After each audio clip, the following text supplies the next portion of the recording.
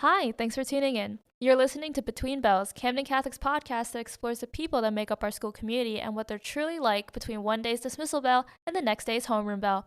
I'm your host, Trish, and welcome to this week's episode. Camden Catholic had a spring break not too long ago, but also not too far into the upcoming future. Many, including myself, will be facing various end-of-the-year exams. Usually we try to air new episodes every Monday, but this week's episode, returning us to this fun time between bells, is being aired on Wednesday. Personally, I just wanted to make sure I was starting myself on the right track for studying for my own exams. It's easy to be excited about fun times, but it's also important to recognize that for some things, there's still work that needs to be put in to get us to the true finish line. So finally, I would just like to extend good luck to anyone else also preparing for their exams, whether it be our Camden Catholic students or even our Camden Catholic faculty. There used to be a teacher from my middle school that told us near the end of the year and near our final exams that when it comes to final exams, you've already learned the stuff, so you're already most of the way there. So make sure to believe in yourself. And if anything, know that I definitely believe in you. Now, without further ado, back to your regularly scheduled episode. For this week's episode, we have Mr. Milicia here on the show with us. At Camden Catholic, Mr. Milicia teaches honors biology and oversees the Inspire internship program. He's the director of institutional advancement, so he oversees alumni and donor relations that helps to raise money for the Fund for Camden Catholic. Last year, he was director of innovation and helped incorporate design thinking and problem-based learning across the curriculum. Mr. Milicia sure does wear a lot of hats at Camden Catholic, but what about Between Bells?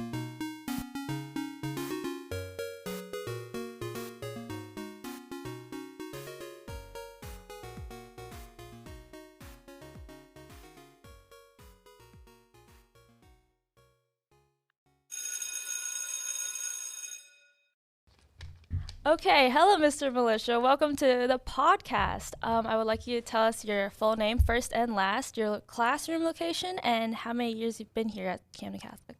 Sure. My name is Angelo Milicia. My classroom location is 136, but I spend most of my day in room 236, one floor up. And I've been at Camden Catholic now 2 years. Only 2 years. Only 2 years. Feels like you've been here forever.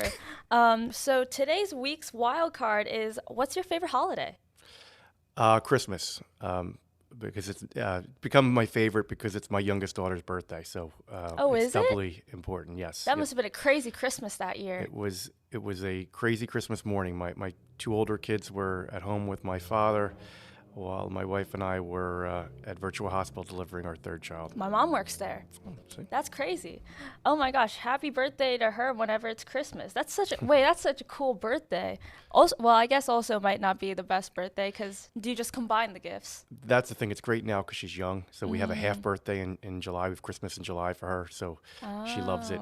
But I think you're right. When she gets older, she's going to resent it. My birthday is close to Christmas, so I feel like my birthday gets combined with Christmas. Yeah, I have a friend like that. He was born December 1st, and so he's like always complaining about that, but she'll enjoy it while she can. Yep. So the first topic I have on my list, I know from being in your class last year that you are a Star Wars fan. I am. You are.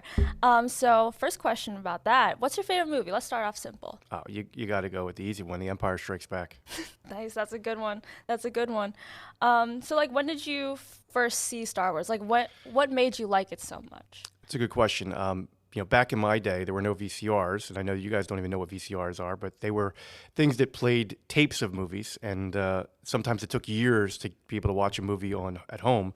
So in the late 70s and early 80s, the thing was to re-release movies, and I don't remember if it was leading up to Return of the Jedi, or it probably was not leading up to Empire Strikes Back because I would have been too young.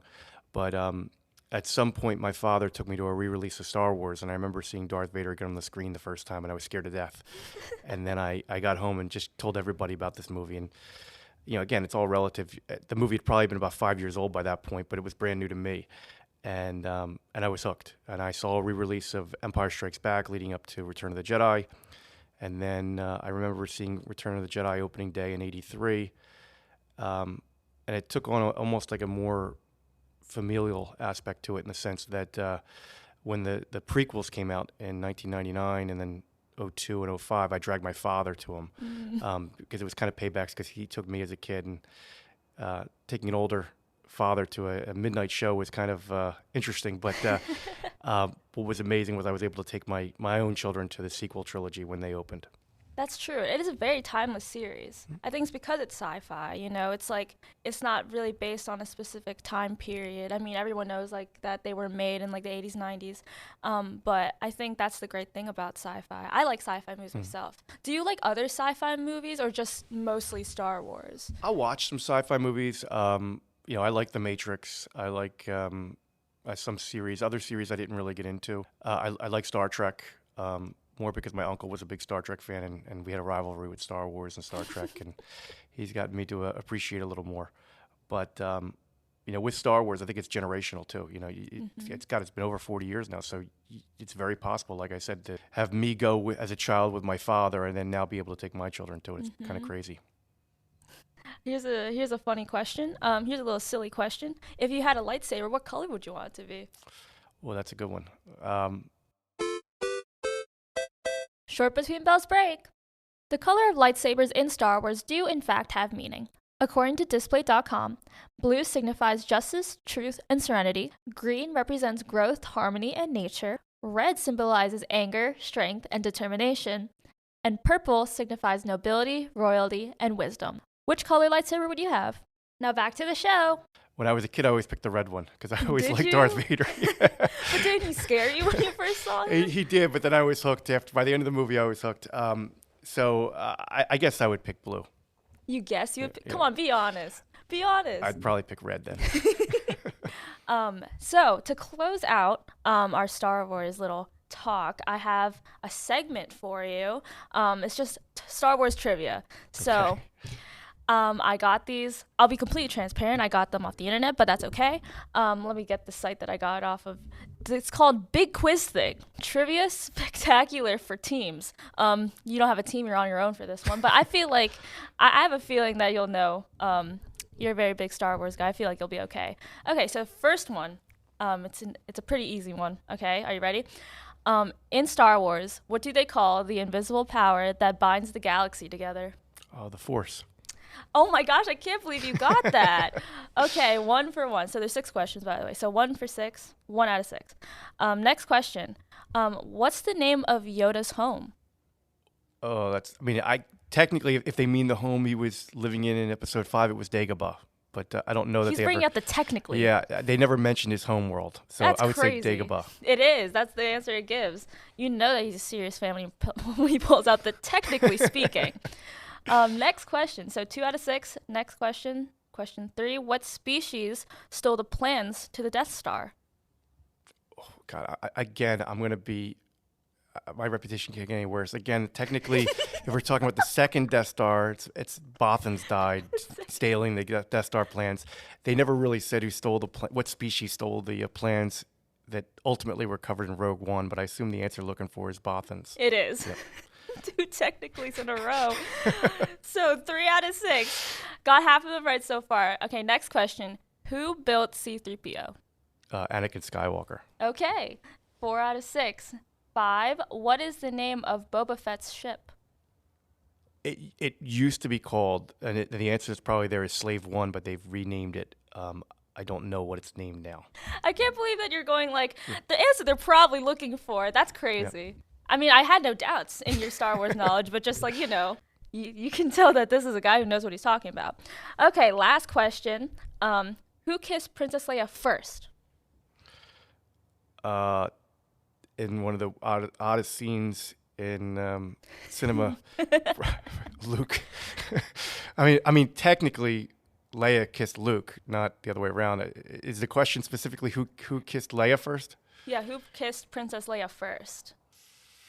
That's how it's worded. I mean, Leia kissed Luke in Star Wars and in The Empire Strikes Back. But then if we're asking who initiated the kiss, Han Solo did. There it is. Yeah. The answer was Han. I was scared you were going to get the last one, but nope. Never doubt. And never it was doubt. on the Millennium Falcon in the asteroid field, and and yes, I am a nerd, proudly. Yay, Mr. Milicia got 6 out of 6 on the Star Wars trivia. I don't know if many people will be surprised by that, but congratulations. Short between bells break. What if I told you that there's a connection between Elmo, yes, the little red furry thing from Sesame Street, and Darth Vader from the Star Wars series? Although Jim Henson and the Jim Henson Creature Shop were not directly responsible for making the puppets for the Star Wars franchise, Jim Henson was on set as a puppeteering consultant, not only as a friend of George Lucas, but also because of his renowned works like Sesame Street and the Muppets. One notable puppet he was part of the creation of as puppeteering consultant was, believe it or not, Yoda himself. So maybe you'll think a bit differently when you see Elmo and his friends dancing and singing about friendship on Sesame Street. Now back to the show. Oh my gosh. Okay, so next thing on my list actually, so tying to Star Wars, like, of course that's like a big cultural icon when it comes to like nerd culture, geek culture. I do know also there was one time during honors bio where I don't know what you were talking about, but you were talking about a city, and then you said Los Andreas instead of Los Angeles or something, and that's a GTA reference. So like I wanted to ask, so obviously you know about GTA. Do you like play video games? Like, are you a gamer essentially? Like, besides Star Wars, are you into like other aspects of that culture? Yes and no. I've had every iteration of the PlayStation and a couple iterations of the Xbox, and going way before that, I was a really big gamer on Nintendo, Super Nintendo, and the like. That said, I don't have a lot of free time, so Yeah. you know, all my free time went away once my kids started to get older. So Ah. so if I mention GTA or anything like that, while I don't condone those video games, it's more or less because I've seen other people play it. I just haven't had the time to play it myself. Would you like want to get your kids? Well, I know you took your kids to Star Wars. Would you like get them into like? Do you talk to them about Nintendo? Because Nintendo's also like a pretty widely generational thing that's been going on for years. Of course, like Absolutely. Mario, you know. Yep. Yeah, absolutely. My son's a big gamer. Oh, that's good. And when he was younger, he was really into Nintendo. I think he's gotten away from the Switch and gone more to PC games now. Yeah. But yeah, when we go to New York, he goes to World of Nintendo and stuff like Ooh, that. that It's pretty place is cool. so fun. I'm glad to hear it. I think nerd culture and geek culture. I think like it was very interesting being in your class and you like referencing those things. So I feel like that's not something that's really brought into the classroom a lot, but it's like really refreshing to hear, Oh, you I'm know. proud to say I was definitely a nerd growing up. You know, I would run into students that said, "Oh, you know, my parents know you," and they said you were a geek. I'm like, "Yeah, I still am." Like, Really, they say that? yeah, it's just the way it is. That's funny. I wear it proudly. Let's see. I guess the natural evolution to be. No, I don't know if I want to say that because like my next topic I had on here was when I was thinking of games. I also noticed that you like talked about Roblox sometimes. And so then I remember you specifically mentioned it because you were talking about investing in it, and you were telling my class to play it more so your stocks would go well. Yeah, so it wasn't my greatest stock pick. But yeah, how Although I did still, that go? I mean, I've lost money. I still own the shares. I've lost money, but I'm hoping it rebounds. And you know, I don't play Roblox per se. I really got invested because I saw how much my daughter played during the pandemic, and how much money I was spending in Robux or whatever the current Oh, she currency made is. you pay for it. Yeah, so once I realized that I was doing that, I figured that there were a lot of parents, especially during COVID, that were doing the same thing. It's coming back. I probably should have sold when it was at its peak and then bought again when it was low, but just like all the stocks right now, they've taken a hit. Short between bells break. If you're interested in investment like Mr. Militia is, or just curious like I am, other gaming companies you can take stock in include Capcom, Microsoft, and even Nintendo. Personally, I would try out Nintendo. I mean, they're pretty popular and they have Tom Nook on their side. They must know what they're doing. Anyways, now back to the show. I remember that you mentioned like last year in class that you also still go to school now, right? So like what's that like? Are you still like was it graduate school? Yeah, I'm going for my doctorate in educational leadership. It's not I mean, this is not a reflection of COVID. I guess it was always designed to be an online program, but I think now it's entirely online. It used to be hybrid. It's different. It's very different than what I was used to. The last time I was in college per se was when I was going for my master's in 2007. So to see how graduate school education has progressed from then to now, and not always for the better. I mean, I think that students your age know more than anybody the pitfalls of virtual learning. It's a nice idea, and but you really need to be. Only certain students can really excel there. Otherwise, you could be really sidetracked, and it's very difficult to stay on top of things. It happens to work for me because of my busy schedule of work and my kids. Yeah, like how do you balance that? I know that when you mentioned it in classes because you wanted to relate to us as students because you were like going through being a student yourself. Do you think that it's good that you're taking it now as a teacher, or like would you rather just done it while you weren't already working? That's a good question. I think in hindsight, if I part of me says I wish I did it when I was younger, but the other part of me says that there's an old saying, "Youth is wasted on the young," and I was certainly an example. I mean, heck, I think even if I had put off college a year or two, I don't think I was ready to go away to college. Mm. I had a little bit too much fun, and you could see it in my GPA then. And I certainly did better the second go around with my master's, and even better now with my doctorate. I tell students in my class all the time that I know biology not because of what I learned in the classroom, but because I explained it to so many people. So that's why I think it's so important that students interact with each other and study together, because you learn more from that interaction than just sitting in a classroom and just passively taking it in from a teacher. That's true, because I know I'm like horrible in history. I remember when we were reviewing for test, like I started to get a real kick out of like helping my friends study by like trying to teach them the way I understood it. And then I feel like that helped me a lot with my tests. Like my grades were a bit better than like the last ones when I tried doing that. So I think personally that's absolutely true from like personal experience. And I know that in honors bio, it was one of my favorite classes because like in that class we were allowed to just like talk about what we were learning, even if we did get Mhm. sidetracked. But it was still like I'm a big believer in that when you have moments in class to remember, it helps you remember the material you're learning too, even if it's not completely like related. No, absolutely. I Hmm. think that to your point, if I just lectured and read from a PowerPoint slide, that's no different than you just me giving you a textbook and saying, "Go read this." Hmm. I think we learn more from the interactions with others, the experiences. So, you might remember something because of a joke that somebody made right prior to it or right after, rather than the actual subject. No, exactly. That's how I used to like tell my friends in middle school, even when I wasn't that good with history, because moments like that would like help me remember things on the test. Like, I hate memorizing things. Like, I absolutely hate memorizing things. I know sometimes it's necessary, but it means a lot that like there's teachers that get that and want to like perpetuate that learning, I guess. And maybe that's why you're our director of innovation, like looking for innovative ways to learn. So, speaking of which, I know there's a lot of people that I've talked to about you, and they don't really know what a director of innovation is. So, I think it would be a good opportunity if maybe you could like explain what that means, because I actually have like a vague understanding, but I am also curious on like what the specifics may be. Sure. Full disclosure, my title now is not Director of Innovation. It's Director of Institutional Advancement, but Oh, I'll okay. explain what both are because both are equally as confusing. Last year when I joined Camden Catholic, Father Joe Capella brought me in to oversee the initiative that's part of the strategic plan that was designed to infuse problem-based learning and design thinking across the curriculum. Um, a lot of times you see concepts like problem-based learning, you think, oh, it's just a science thing, or if you say something like the STEM mindset, you think, oh, that only applies to science classes and math classes.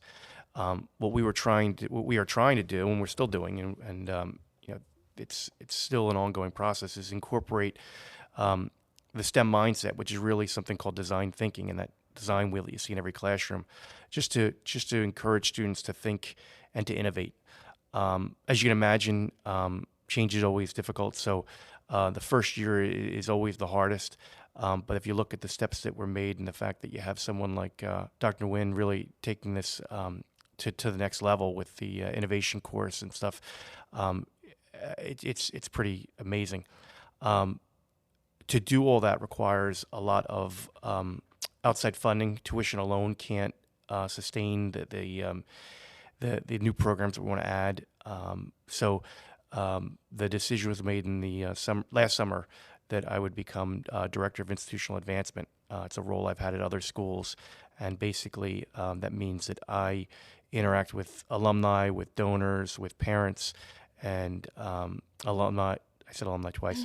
Um, so if we edit this, I interact with alumni, parents, and other donors, and we basically strategically plan and fundraise for the Camden Catholic of tomorrow. Cool. Because, yeah, of course you need, like, support from alumni and stuff. Like, the stuff from the recent Irish Giving Day, like, that stuff goes towards, like, innovation and stuff, right? Yeah, it actually can go to anything that the donors want. They can earmark their money for specific sports teams, for academics, for academic assistance and scholarship. The reality is that, even though our parents are asked to pay a lot of money for tuition, and they make a huge sacrifice, and all of you here, or doesn't cover the true cost of education at Camden Catholic. So we have to bridge the gap between tuition and the expenses that we incur per student. Yeah, because sometimes, like, I hear classmates or stuff, like, not, like, out of, like, hate or anything, but, like, curiosity. It's, like, sometimes they're looking at things around school, and they're like, how come, doesn't tuition pay for this? Does it not? Does it what? And so that's why I'm, like, I think that Irish Giving Day is, like, a really special thing. Of course, like, the assembly and stuff are really fun or whatever, but I think people underestimate how important alumni are.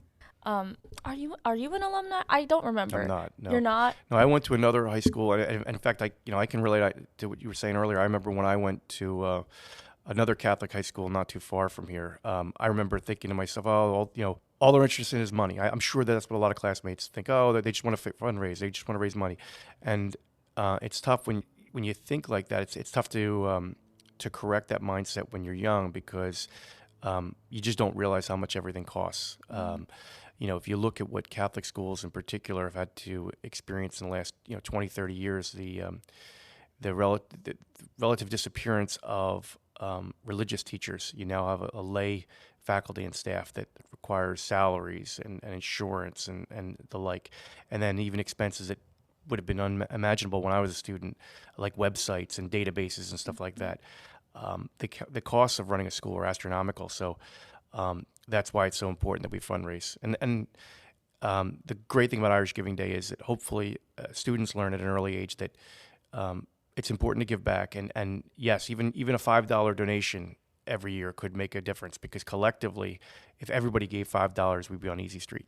So, what would you say to, like, mostly, like, students who may be listening? Like, why is it important that, like, these things are happening at, like, every day around us? Because me personally, like, I'm taking one of the new courses, the AP computer science one, but that's because I'm already interested. I was interested in like video games like you ever since I was younger. So I've always my dad was he still is, he's a computer engineer, so I was always surrounded by technology. So I'm always, like, really hyper aware of, like, my generation, how, like, technology is such a cornerstone for us and how it's going to be a big thing going forward as we grow up. But, like, from your point of view, as someone who's a bit older than us, what is it that makes it important to you, especially, like, your job as someone who's directing that? Well, it's interesting you say that, because you're right. There are some people that kind of look at the new trends in education and think, oh, it's just a fad or something like that. But they're doing that looking at their iPhone, which is like the epitome of innovation. And not that I'm just an Apple guy. I mean, I don't single Apple out, Google as well.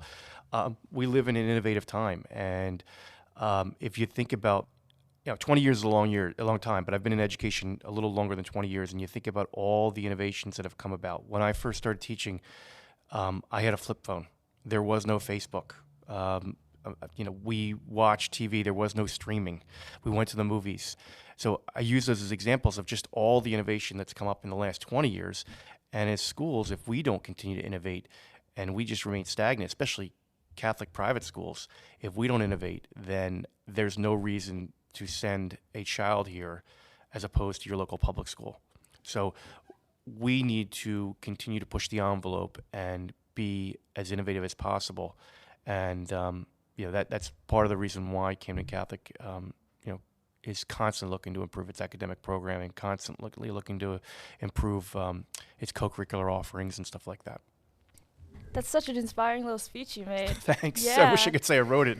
I hope it came out all right.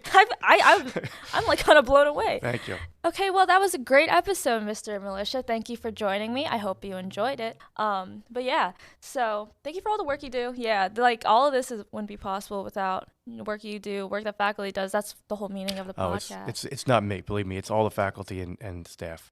If you found something in common with him or just want to say hi, Angelo Milicia is located in room 136 in Sophomore Hall, but as he said, he's usually found in his office in 236 in Junior Hall. We hope you've enjoyed this episode of Between Bells and that we might catch you next time. But for now, this has been your host, Trish, and from wherever you're listening in, I hope you have a great morning, afternoon, or night. Bye!